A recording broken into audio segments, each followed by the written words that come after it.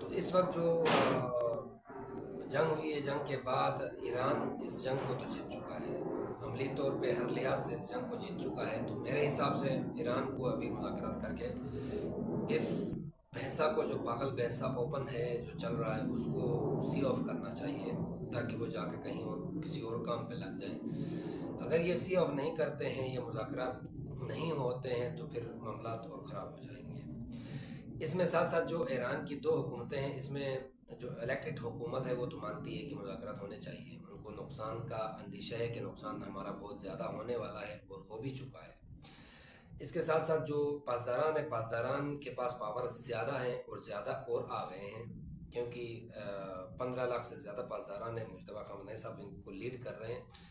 اس جنگ میں ایران کا نقصان تو بہت ہوا ہے، لیکن اس کے ساتھ ساتھ جو پاسداران ہیں ان کی جو ایک اسٹرینتھ تھی، جو ایک پاور تھا، اس میں بھی اضافہ ہو گیا ہے، یعنی علماء کرام مضبوط ہو گئے وہاں کے۔ اس کے ساتھ ساتھ جیتنے کے باوجود اگر یہ ایک سائیڈ نہیں کریں گے، پھر سب کچھ ختم ہونے کے بعد پھر مذاکرات نہ ہو تو کیا فرق پڑنا ہے، کچھ بچے گا نہیں، اس کے بعد امریکہ خود ہی چلا جائے گا۔ تو میرے حساب سے اس وقت مذاکرات ہونا ضروری ہے، مذاکرات کریں اور اس مصیبت کو سائیڈ لائن کرنا ضروری ہے ایران کے لیے۔ اس کے ساتھ ساتھ لوگ کہتے ہیں اگر معاہدہ نہیں ہوا، اگر مذاکرات نہیں ہوئے تو کیا ہونا ہے، تو پھر ایران بھول جائے سب کچھ، کہ ایران کے پاس کوئی چیز باقی رہے گی، کیونکہ سب کو پتہ ہے ایران کے پاس ٹیکنالوجی کا پرابلم ہے۔ انہوں نے یہ جنگ جیتا ضرور ہے، لیکن امریکہ کو یا اسرائیل کو وہ ہرا نہیں سکتے ہیں۔ امریکہ کے پاس پیسہ ہے، ٹیکنالوجی ہے، ہر چیز موجود ہے، تو وہ 2 دن بمباری کرے گا تو پیچھے کچھ نہیں بچنا ہے، کچھ بھی باقی نہیں رہے گا۔ اس کے بعد پھر ایران ڈھونڈتے رہے اپنے اثاثے، اپنی چیزیں ڈھونڈتے رہے، کہاں کہاں گئے، کیا تھا، کیا ہو گیا۔ تو اس لیے اس جنگ میں اگر جنگ کنٹینیو ہوتی ہے تو بہت خطرناک ڈیزاسٹر ہوگا، صرف ایران کا نہیں، صرف پاکستان کا نہیں، یا صرف ایشیا کا نہیں، پوری دنیا کا معاملہ الٹا ہونے والا ہے۔ اگر یہ جنگ کنٹینیو ہوگا تو سب کے سب لوس میں جائیں گے۔ باقی امریکہ کا کچھ نہیں جانے والا ہے، امریکہ تو بمباری کرے گا، سب کچھ ختم کرے گا، نکل جائے گا، اور نقصان جو ہوگا وہ ایران اور مڈل ایسٹ کا ہوگا، ساتھ ساتھ پوری دنیا کا ہوگا۔ ایران کے پاس اب انٹر کانٹیننٹل کوئی ایسا میزائل نہیں ہے جو ڈائریکٹ امریکہ کو ہٹ کرے۔ وہ ہٹ کرے گی تو امریکہ کے جو ہوائی اڈے ہیں، اس کے ساتھ ساتھ ان کی ریفائنریز ہے، یا جو بھی کمبینیشن میں جو اثاثے مڈل ایسٹ میں انہوں نے بنائے ہیں، ان کو ہٹ کرے گا۔ ان کو ہٹ کرنے کے بعد بھی امریکہ کا تو کوئی نقصان نہیں ہے، یہ مسلمانوں کا ہی نقصان ہوگا، دونوں سائڈ سے مسلمان ہی ہوں گے۔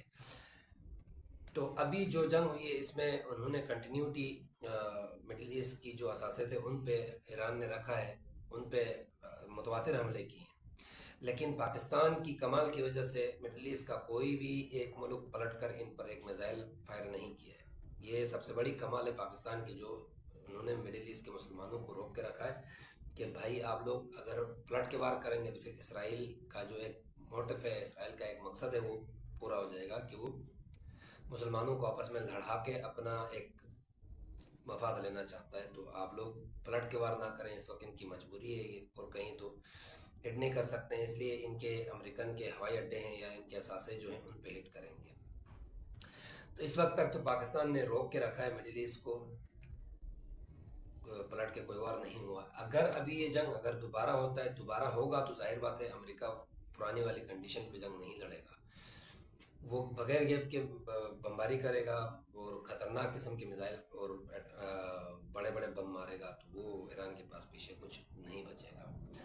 اس کے ساتھ ساتھ اسلامی دنیا کی اکانومی ختم ہو جائے گی، اور جو اکانومی ہب ہے خلیج پورا، ایران سے لے کر سب تباہ برباد ہو جائے گا۔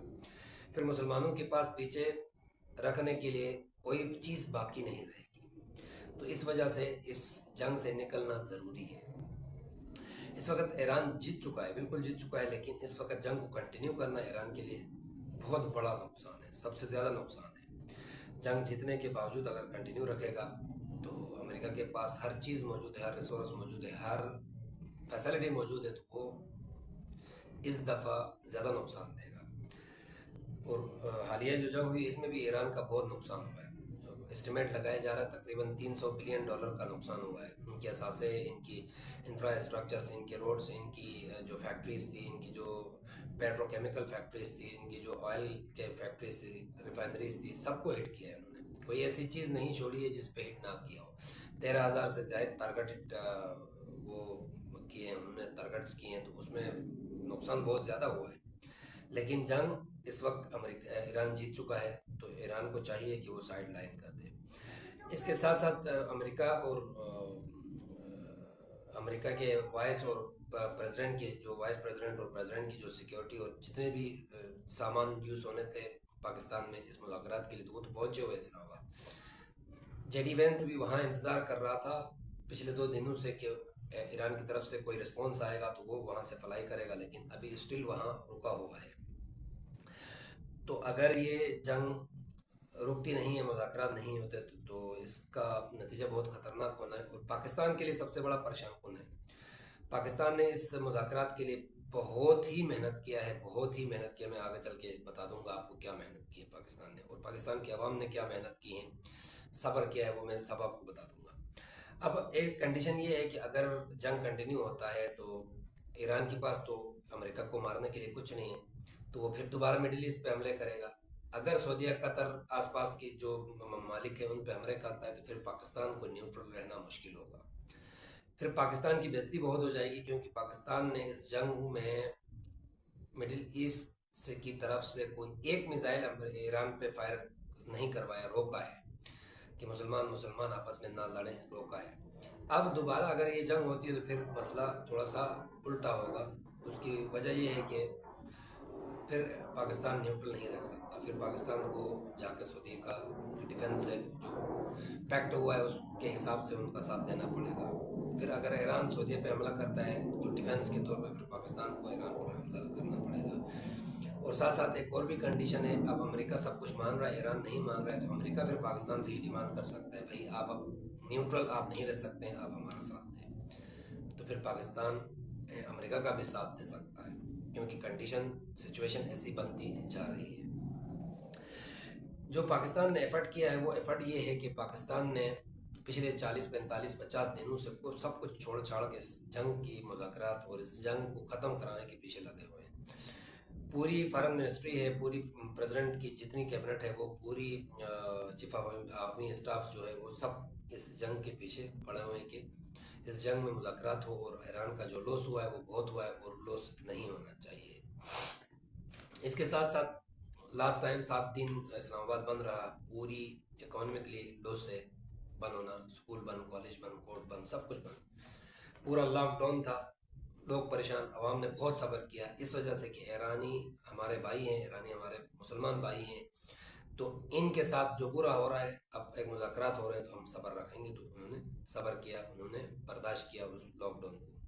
اب اس دفعہ بھی 10 دن کا لاک ڈاؤن ہے، ابھی بھی لاک ڈاؤن ہے وہاں، تو پھر بھی عوام صبر کر رہی ہے. اگر یہ مذاکرات نہ ہو تو پھر عوام بھی پھر ایران کی طرف سے سائڈ لائن ہو جائے گی کہ اتنی کوششیں، اتنی صبر، اتنی ہم قربانیاں دینے کے باوجود بھی ایران پیچھے ہٹ رہا ہے. تو اس کا مطلب ہے کہ ایران کو پاکستانی عوام کی یا پاکستان نے جو محنت کیا ہے، جب پاکستان نے جو قربانیاں دی ہیں، اس کی قدر نہیں ہے.